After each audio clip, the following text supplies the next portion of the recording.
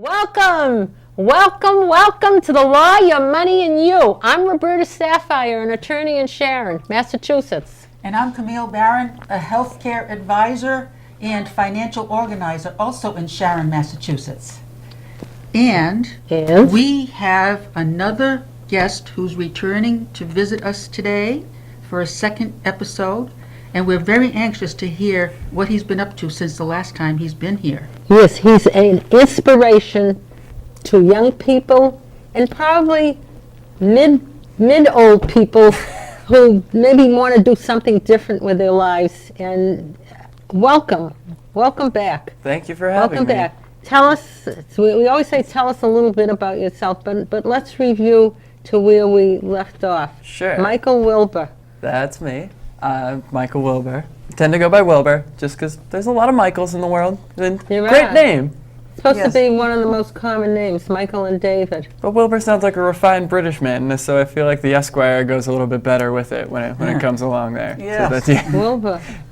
So I am right in the middle of my law school career, looking to practice entertainment, sports, corporate, any real kind of law in the fields that I've been working in before I went to law school. So before I went to law school, I had been working in TV for about 10 years, TV and film, both in Los Angeles and here in Boston. And most recently have been on the crew of Wahlburgers, the show about Mark, Donnie, and their brother Paul's burger joint. Fantastic. That's wonderful. But since you were here last, you were going into your third year? Or you? Second year. Oh, your second year. So you're in your second year now? Just started midway through yesterday. Yeah. Wow. I've been telling everybody he's in his third year. But that's okay. I'll take it. That works. That's wonderful. But tell us what happened in law school and how you're doing. Sure. So last time I was here, I believe it was May, was it not? Somewhere around there.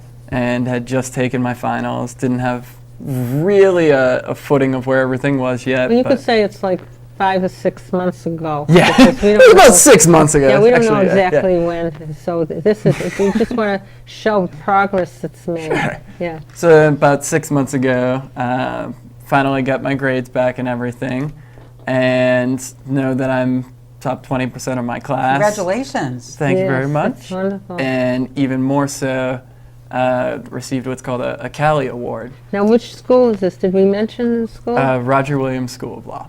Fantastic. Yeah, good school.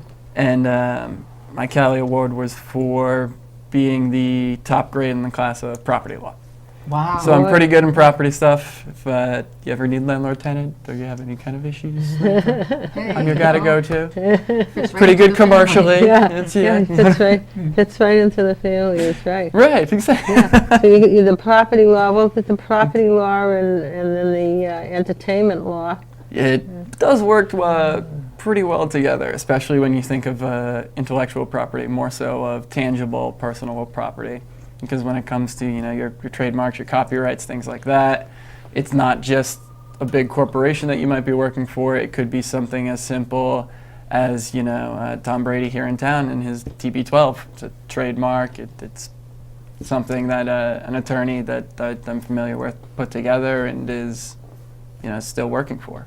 Is intellectual property one of the main features of entertainment law? It is a big one. A lot of it is contractual and deal making. A lot's also collective bargaining, because there's a lot of unions involved between whether it be the camera unions, production people. There's a lot of Teamsters and things like that go onto film productions, and so there's a lot of labor law that goes into it as well. Do they have all those separate courses now in law school? Yes. Oh, so you can take this course. Well, you don't take all of them. That would be impossible. I wish I could. I do. I'm kind of a nerd in some of the areas, and so I took intellectual property in my last semester, and it was one of the only courses offered on a Friday. And because I love intellectual property, that I was giddy on Fridays to go to class. People were like, "Are you insane?" It's like I have the day off. I'm like, no, it's IP. It's gonna be fun. It's It wasn't fun? It was a blast. I really enjoyed Then it. you must have had a good instructor. She's one of the Oh, best. Taking her again this woman. semester, and then hopefully again in my last two. Well, isn't that wonderful? Yeah. How many in your law school class? Like, how many would you say there are? Above 150. I believe it's between 150 and 180, somewhere in that And ballpark. how many would you say are women and say below the age of 30? A majority are below the age of 30, and I'd say it's about an even split. It's about 50-50, if not 60-40 male-female. Wow. That's That's a big interesting change. because one of our themes right now is, financial literacy for women and also how women have come along. This is a big issue, even nationally, if women get the same opportunities as men. What's interesting is I have a nephew who was an engineer. He did patent law, and he's getting his master's, I believe, at BU. And I asked him, and this is the question I asked now since we got on the women issue. He said that half of them are women, but a majority of them are from Asian descent. Are Asian, never mind descent, they are Asian, and out of that majority, a majority of them intend on going back to their country afterwards. In other words, they study here and take it back. But so what's interesting is not only are they women, but they are going back to their other country.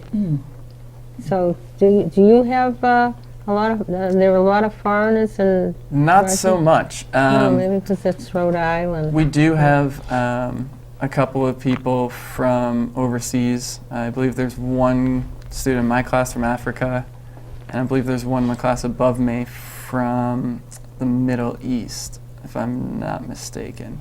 Then that's it though. Are they planning on going back? No, neither of them are. I do know that that when it comes to at least law-wise, it's really difficult to take the practice back over there just because it's such a different system that we have here in the U.S. From most places, being that we also have, the common law and statutory law, which isn't really normal, I guess, in places like that across the world. Yeah, tell our viewers what common law is and what statutory law is. So statutory law would be where you have your lawmakers in the community making the actual laws that go into the law book, and those are the things that you can look up, the actual statutes, whereas common law is more judge-made law, and it's very specified as to the cases and situations put in front of them, but the outcome of those cases is law and is to be followed just as a statute would be followed. Good explanation. Good explanation. We used to say the common law came from England. That's Correct. the only thing they knew. They knew. I mean, it's amazing what some of those laws are. Like, I think there's a lot crazy ones still on the books about dunking people in the middle of the square. Whether you can still duel on Boston Common so long as it's a Sunday before noon. You can what? Duel on Boston Common duel? so long as Really? it's a Sunday before noon. Some of these laws, I think, have to be reviewed. Yeah. Yes. It is Books are pretty far in the back of the pile. It's hard to get there. It's interesting. Now, when you think ahead, you have a couple of years to go. Yes. Do you have any idea of what you would like to do with your law degree? Not have a panic attack when I think about it. No. I'm in the process of trying to see what's the best way to use it. I came into law school with the idea of potentially being a talent agent, either for entertainment or sports, both. Kind of opened that idea a little bit more to working for a team production company when I got my foot in the door and started working. And as I've learned more and more, that's all. It's whether it's representing somebody as a talent agent, or whether you're representing a team or a production company, it's really all business law when it comes down to it, in the nitty-gritty, in different areas of it. Like I said, the labor law, the contracts, and different things like that. All different aspects of a business are representing somebody is being agency law. And representing a team is not only agency law, but a team is a business. It's a person, and it's the same kind of representation. So I've been working a corporate internship over the last 6 months. Oh, you are an Where is that? internship? At Ocean State Job Lot in great. Rhode Island, down there. Now, at the Ocean State Job, in the legal department, or Yes, in legal Oh. down there. It's a very, very small in-house group. It's Really? 2 attorneys and then myself and a paralegal. That's it? I thought they were bigger. Are they just in Rhode Island and Mass? No, I believe now it's 12 states and still Really? expanding. They purchased a large chunk of the bankrupt Toys R Us properties No and kidding. are expanding into those. As well as they own a lot of their properties that they're in, so that as an investment purpose, if they ever pull their store out or for some reason their store leaves the area, they still have an income coming in through the other retail spaces and those leases. And that's all the attorneys they have? Yeah, and they do a lot of amazing. outsourcing. I mean, because it's a lot when you have so many properties over so many states and things like that. If say an employment dispute comes up in Albany, New York, it might be, depending on the circumstance and the facts of the case, more advantageous to have counsel that we've worked with before in Albany, work on that case with our aid. If it's something that we think the in-house can handle and it's a situation, well, then that's why they're there, is to handle that. So you get a lot. Do you get the employee law too, besides the accidents lot, and yes. slip and falls? And That's a majority of it. Because of the property expertise, I guess, I deal with a lot of the property management stuff that'll come up. A lot of it's employment Good discrepancies experience. and things. It's fantastic. My Is it bosses paid are or great. unpaid? Paid. My bosses are real expertise though, in everything that they do. And when I come to them, like pulling my hair out, it's very like, well, what are you pulling your hair out about? I mean, you already have it. It's like on the 3rd line down there. They're like, but that's not enough. Like that's just like, no. It's like I'm your boss, and I told you it's right there. Like, go get some water and like take a seat. Good That's job. good. Like, It shows so, that you care. very much so. I mean, The if question somebody's is, putting faith in me, I want them to keep that faith. we've had other people, I can't think of his name right now, but he took an intern, he was at Suffolk Law. He went to Suffolk Law, and he got an internship with a law firm who, when he graduates, I think he's graduating this year, I don't know, I can't think of his name. And he's always got a smile. You know who I'm talking about. But they offered him a job at this law firm and doing what he wants. So the thing is, you weren't looking for sports. You might end up here. I have no idea. I still keep Yeah, the sports yeah. thing open. I've applied to like the NFL's internships for this summer.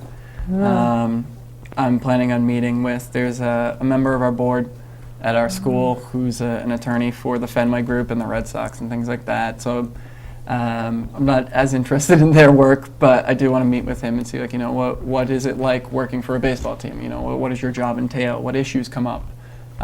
Do you deal more with, player issues, team issues? Is Yeah, it business very issues? Is it, interesting. what are you doing? You litigating? You transactional? That kind Now, of stuff. what about this past year with the Me Too movement? Yeah. Some of the celebrities, women who have come forward and talked about sexual abuse, and it's a member of their organization. Would that enter into something that you would be involved in? Absolutely, in multiple ways, both in the ways of if you're somebody's representation, you're their voice typically to the public, and so you're the one who's putting out the information that your client wants put out. You're the one negotiating with them on plans and things like that, along with other advisors of the best way to tackle these things. And on top of that, most of these people have businesses and brands and things that you very well may be representing as well, and you've got to deal with fallout in the image of that and how you would handle those things.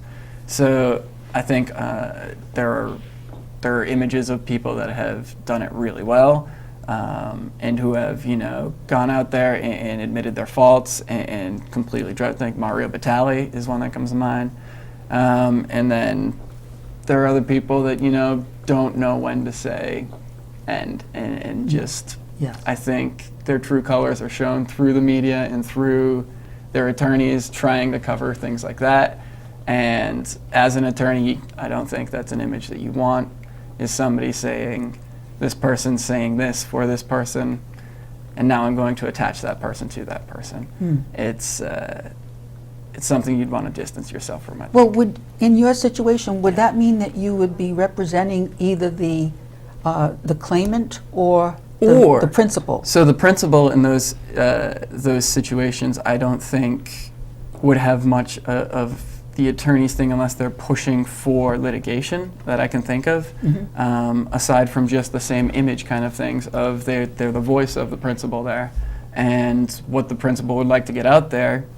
Obviously, you want to do it in a reasonable fashion. Again, you don't want to tie yourself and stick yourself out there like this, look at me, I'm the person doing this, I'm the voice of this, and then it's like, well, this person's the victim and now you're taking the image. So I think it's a fine line when you work for the principal there. Yes. I think working for the voice is to do just that, be the voice of them. And outside of that, if you're not litigating, it's not your position to deal with, it's that person's. Yes. You know? Yeah, it's fine line is right. Very fine. Interesting. Yeah. There's so many aspects, and I never would have thought would be part of representing in that field, representing businesses, large just corporations. Like person is a business is a person, and it's something I've learned a lot in the last year or so. Really? Very much so. Yeah. Do you have like in your class there are a lot of young people? A lot, yeah. Do you have any retirees that have gone back? We have a few retirees, and actually, more interesting, we have retired officers, state police and city, like local officers, which is a totally different viewpoint and aspect that you wouldn't get a lot of the time in classes, especially like evidence or, you know. Oh yeah, do they tell you they want to go into criminal law? Very few of them, actually. There's 4 or 5, and I only think 1 does. Really? That's interesting. The rest, I think, want to distance themselves, and they're like, you know, you picked a job and you're here. Same. Yeah. So I think they're, you know, I went into something, it wasn't for me. This is more for me, and I don't want to stick along the same line. Have you ever, I mean, I keep telling people you're an inspiration for young people. Has anybody ever approached you to help, like give advice to a young fellow or young girl or anything? No, I'm more the one that I, maybe because I seek too much advice, that's the case. I feel like I would rather have every viewpoint, even ones that I don't have. And so maybe it's just the fact that because I'm seeking so much opinion, others aren't seeking I think from. I told you about Tony, well, they're more than friends, Tony and Beverly Coyer. He's also Money Watch. Of course, we do a lot with financial literacy. He has a Money Watch. He has a program where he'll stick people on budgets. He's been doing it for years. And his grandson wanted the sports medicine, not sports, the sports law. Yep. And he's at Roger Williams now. I think he's in his first year. So He may be in that society, I hope. the thing is, I think that you could be very influential on younger people, which would be good for you. Because it's always good to be, you know, to give and to be a philanthropist, so to speak, but give your time and your advice. And I don't think that you realize how much you have to give. And do you agree with me? I totally agree. And besides that, we also have a young fellow who's just starting school who really doesn't know what he wants to be, but he's helping out with the cable TV. And I don't know if he's going to be here tonight. I really want him to meet you, but there you are again. You don't even know these people, and you're already an influence on them. We tell people, go to YouTube. You got to go to Micheal Wilbur. What do you folks call you? They call you Wilbur? They must call you Michael. No, and then actually the story I tell everyone is that in high school when I started doing that is one of my friends called and my dad answered and said, hello, and said, hey, is Wilbur there? There's about 5 of them in this house. Which one do you want? And they panicked because they didn't know that my name was Michael. They just only knew Wilbur. Really? They just hung up. when I came home later that night, some idiot called for Wilbur. I imagine that's for you. Did you go into drama too? I did not. I guess he has it naturally. He doesn't you have to got take it- any you classes got it for that. naturally. I did improv for a while. That was my high school years. Did you? Yep. See? And then I lost all my comedy when I went to college. And that's what happened. Oh my So goodness. how long have you been doing? You're still doing the cable TV or the showing? The Wahlburgers, yes. Wahlburgers, you still do? We just finished filming the opening of the Dorchester Wahlburgers this Oh. 3 weeks ago. I think the last time you were here, you were doing a commercial for a different one or something. Ooh, could have been. Oh, we had done a commercial for, I believe, commercial beef we had come out with to sell Wahlburgers beef in stores. Isn't that interesting? So how many stores do they have now? I think it's between 10 to 20, somewhere in that area, And all what- nationwide, and nationwide? Canada. No kidding. And then some opening eventually in England, Scotland, and China. Really. That's amazing. That's what you call positive use. Huge from, this small, poor family from Dorchester. Are they from Dorchester or Charlestown? Dorchester. Oh, Walking distance from where the restaurant is now. isn't that amazing? I saw something on there. But what's more important is you and what you've done with yourself. I think it's really wonderful. But I want to, now that we're going on with that, I want to get on. We almost said you've got to be kidding. And a lot is going on too about insurance, hospitals. We had one where they said if a doctor has a room in his office and you can designate it as an operating room, like it might just be a little needle or something, then a hospital can bill your insurance company for a higher rate than if it's just an office visit. You've got to be kidding. Wild. No. Oh, you've got to be kidding. Wait a minute. You've got to be kidding. What is my boss? Said it. I'm saying, hey, you got to be kidding. Oh, by the way, these on the desk for our guests out there, our police officers are our friends.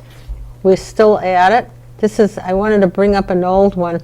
These are minions that the Bourne Police, which I think is almost down near you. It's going on the way. About to a the half hour cave. down there. Yeah, so that's that. We just finished this. Here's the You've Got to Be Kidding bag. And lately I bring the You've Got to Be Kidding bags without seeing the two open because they're so delicate we don't have that many left. And then in here we have a lot of stuff from people email us with things. But what I would like to hear, which if you've got to be kidding, is the story that you are going to tell, not necessarily about you, but about some of you knew who was on a first-class seat to JetBlue. Because I think that's newsworthy. So somebody very close to potentially, but maybe not me, was on a flight to, believe it or not, the American Bar Association holds a sports and entertainment law conference in Las Vegas every year. Oh, And my school was kind enough to send me. And while I was on my flight out there, I had splurged and kind of spent for my little first class seat and was enjoying they reclined in JetBlue, so I was laying out flat, and for some reason felt really sick, passed out, and woke up in a hospital in Oklahoma City. yeah, don't mention the hospital now. We don't want it. And so I had some left side pain. They did a couple of tests and things, and they said, it looks like you may have You appendicitis. weren't going to Oklahoma City, though. I was not. I was going to Las Vegas, so they landed the plane specifically for me. That was nice. Said, it looks like you may have appendicitis, but we've got things under control. You should be able to get on a plane back home. So I call the airline. The airline says, well, we've been waiting for you to call. We've been worried about you. We emergency landed at the closest hospital. We actually don't fly out of Oklahoma. I'm like, oh God, I don't know That what to was do. nice. That was nice. And that she's they like, well, stopped what it. do you have with you? And it just so happened that the only thing that they'd pulled off the plane with me was my luggage, because that was the only thing near me. So I didn't have my laptop. I didn't have my wallet, no money, no cards, no identification. Where no were blanking. they? Where were they? They were all on the plane that I got pulled off of when they landed. They just didn't know where it was. The only thing they saw was my luggage with my clothes. Oh. So when I realized this, the woman from the airline, talked me down, calmed me down, booked me a flight on a different airline back home. How without your IDs and everything? She verified the last 4 digits of the card used for the original purchase, and had her supervisor allow her to use that for the flight on another airline just to make sure that I got home. Wow. So you weren't in any position to go on to the conference? Right, not at all. Luckily, the TSA has a procedure in place for if you don't have identification to allow you onto a plane, so they went through that with me. I heard about that. I got back As long as somebody else identifies you, you can get... Not you can even. go? They wouldn't take scans of my identification. They made sure that I could verify things like home address, social security number, and then did a complete scan of all my luggage, opened it up, took everything out, and then did a backroom pat-down kind of thing. Made it back home here, and immediately went to a hospital because I was too sick. I had gotten far too worse. Oh my You've goodness. got to be kidding. And told them that whole story up to there, and they said, well, you sure you told them it was your left side? I said, absolutely. And I said, well, that's a little weird because your appendix is on your right side.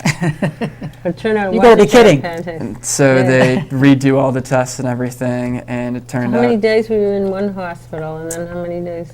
overnight in the emergency hospital, and then when I got back home here, about a day and a half before they told me that it was You were in another hospital here? here, viral pneumonia and Oh, boy. sepsis. Sepsis. Oh, that's bad. So I tried continuing school, and I made it about 2 or 3 classes before I had to talk with my dean, who worked with me, and I maybe missed about 4 classes after that. What does Finished the sepsis whole do? thing. It's an inflammation. It's an infection that gets into your blood. So, And if you have an infection, say like pneumonia, and it's not taken care of long enough, and it spreads, then it gets to your blood, and then if it doesn't get taken care of, then it can spread to all of your organs, It and could kill fatality you. comes very quickly could at that kill you. point. Oh, my God. It's very scary. Very. What did they Why do are you for the smiling sepsis? now? They gave me a lot of fluids, a significant amount of IV fluids, a significant amount of antibiotics. Kept me on a regimen of those for a little bit. How did you ever get that? We have to wind up, believe it or not. But Bad luck. how did they say you got it? The sepsis, they said it could have just been bad luck of the pneumonia not being treated, or it could have been worse in the emergency hospital. Oh, boy. Boy, you really caught up a lot I did. today. The When I good, the finished my bad, and the semester, ugly. I got my All 3 I things, the was good, able bad, to and do ugly. everything. I'm here, I'm walking. Well, better. we're very happy to have you here. Yeah, we're happy to see you. And it's very I'm interesting. going to send some young people to you. Please do. I would love that. All I think right. that would be great. Keep me young. Keep myself young, too. We're trying. No, you're young. How old are you for the audience? I'll be 30 in March. Wow. Really? It's something I don't look forward to, so that's... Well, Oh, no, those are your best years. It gets worse, believe me. Really? Yeah. No, it gets better. We have to. So, Okay. this is time to wind up, and thank you very much for Thank you being for on the having show. me. Very Yes, interesting. thank you. Very Yes. interesting background and all of your endeavors, and it's And just awards. it's Paid just off. amazing. Got awards We're very and impressed. everything. And We're following the course. yes, and to our viewers, thank you so much for watching the show. We are looking forward to hearing from you if you have any questions about this particular episode or any, because remember, this is your show, the law, your money, and you.